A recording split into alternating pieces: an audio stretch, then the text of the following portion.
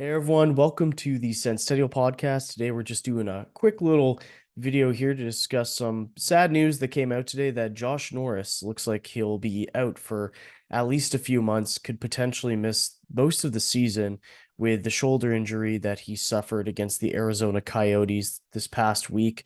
Really unfortunate news. The Sens came out of the gate, obviously lost the first couple, but since then have been on quite the heater. So not the news that Sens fans were hoping for. So Matt and I are getting together and we're going to talk about where the Sens go from here. Just some internal moves or external moves or what we're going to do to go forward here. So other Matt, I'll flip it over to you. And what'd you think about that news that just came out? Honestly, it's really sad. I was really looking forward to seeing how Norris fared this season. Obviously, there's still time for him to come back. There was several numbers thrown out there: 3, 4, 5 months. If it's 3 months, he's coming back in February, or it's March, and then playoff time. And you definitely hope that by the time he's ready to go, we're very much in a playoff spot or fighting for one at the very least. It sucks though. It it always seems like the Sens can't really catch a break Or in these maybe sort of they're catching too many. catching too many breaks. Yeah. It sucks. And now, luckily we decided to have quite a bit of center depth with Derick Brassard and Dylan Gambrell. But those guys aren't Josh Norris. Um, so it definitely makes you wonder what moves are going to look like going forward, if it's they're looking internally or maybe a stopgap option. Um, I mean, it's hard, but I know you had potentially mentioned going big game fishing, and what does that sort of look like to you? Yeah, I mean, I did throw out the name Bo Horvat on Twitter.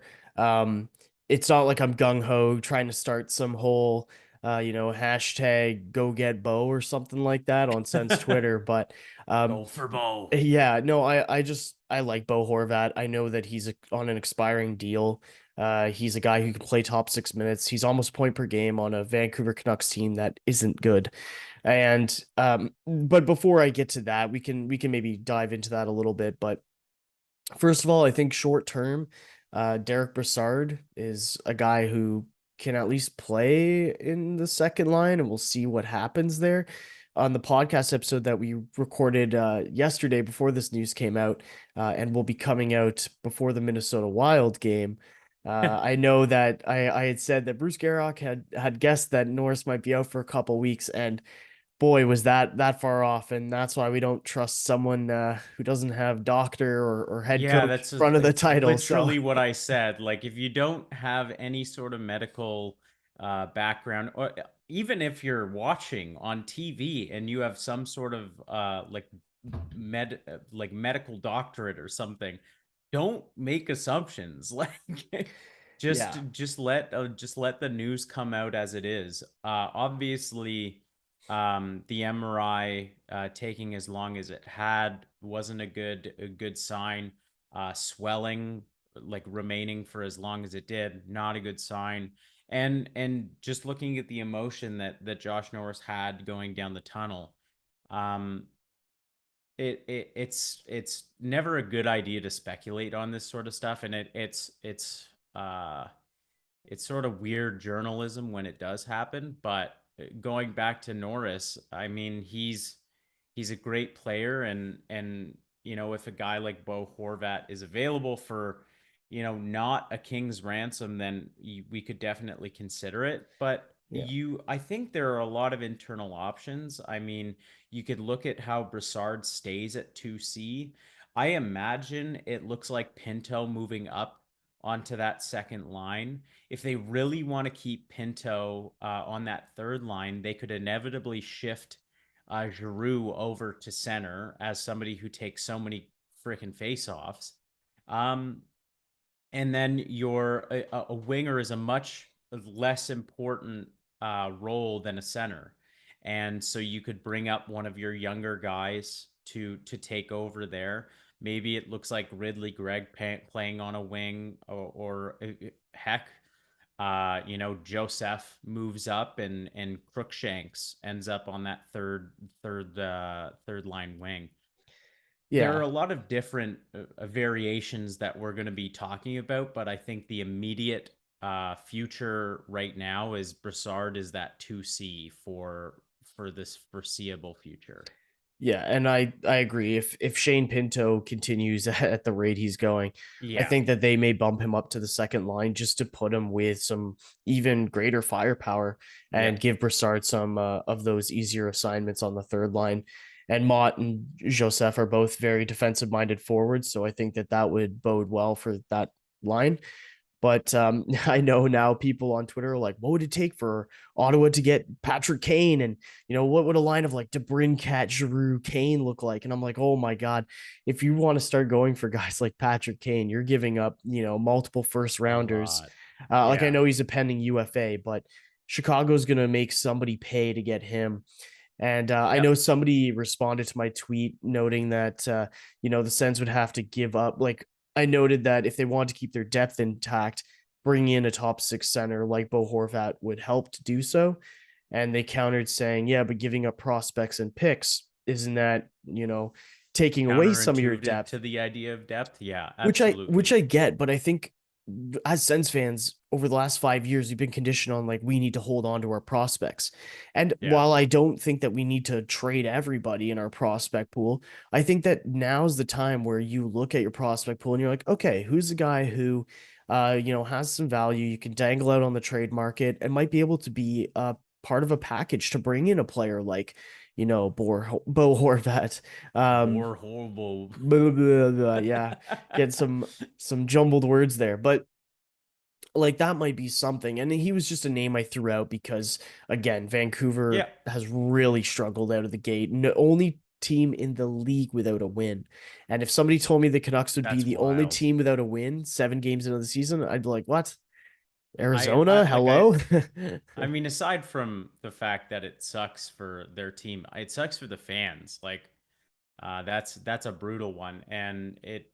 I know there have been a lot of talk with specifically Horvat about maybe not wanting to stick around, with a lot of uncertainty when it comes to where their future is going to be. The Senators are in a bit of a different position right now with where they are at, and it's great to see. Obviously, this Norris injury changes things. Going for a guy like Patrick Kane is a non-starter for me. I don't want Patrick Kane for a plethora of reasons. But I think the most prevalent one is like I would rather spend assets to get like a improving the decor. And yes, I have seen the quack stat or whichever analytics saying that our top all six defense pair or three defense pairings have been really good, and that's great. But you could always improve them because there are factors in those pairings that you would want to change. But I think right now they're focused on Brassard being the 2C. I read something that where DJ said we're going to reevaluate. We have 10 games in the next 20 days. After that, we're going to evaluate, see where we're at. I expect it to be, in the next 3 games, to be honest. And you see Shane Pinto moving up. Um, but it's a definite blow to a really hungry young and up and coming team like the Sens right now. Definitely. And also you mentioned defense, and I think our defense have been pretty solid, especially over the last Yep. few games. Yep. That being said, I think that looking for top six forward help, or at least even like a third line forward, and just someone who can play middle six center doesn't all of a sudden, excludes you from looking for a right-handed defenseman as well. Like it doesn't seem like the asking price for Ethan Bear is super high. Elliot No. Friedman was saying that if the Canes can't get anything for him, they may consider putting him on waivers. Yeah. So when you look at And it at that from, point, like, we're not getting him, right? yeah, I mean, then Arizona will take them. But that's the thing. Yeah. Like, if you're the Sens, I think that you can easily, well, I shouldn't say easily, I'm not a GM, but looking from the outside in, if you're a GM, you could trade like a mid-round draft pick to the Canes just to make sure the Canes don't put him on waivers, so that you ensure you get that guy if you think Yep. he'll really improve your defensive core. Yep. There's other defensemen out there. If Minnesota continues to trend down, maybe a guy like Matt Dumba starts to become more available in the trade market, and more talks on him progress. So I think that just because you go looking for one player doesn't mean that you can't go looking for another player to bolster a different part of your lineup. And it's always weird when I'm like, yeah, like, when I offer up the Horvat idea, and if somebody says, well, why don't they focus on defense? It's like, these guys can multitask. They're Yeah. general managers, they can handle calls from different GMs. Look at them on the Yeah. draft floor. Look at them at trade deadline. Like, it gets hectic, and they're used to dealing with that. So that's kind of like a nothing burger argument for me, to be honest with you. I think it's mostly the assets portion of it. Yes. You don't want to give up a lot of assets for a stopgap option right now when the defense, you need a little bit more of a long-term outlook for it because your younger guys like Lassie Thompson and JBD aren't quite there yet. Whereas, you got Ridley Gregg knocking at the door, and you could make these moves internally. I have no idea what's going to be happening. And I mean, I don't think anybody does other than probably Dorian. And we're going to have to see where things go. But I would be inclined to say right now it's Brassard as the 2C going forward. Yeah. I'll like conclude with this thought. I don't think the Sens need to rush out to do anything.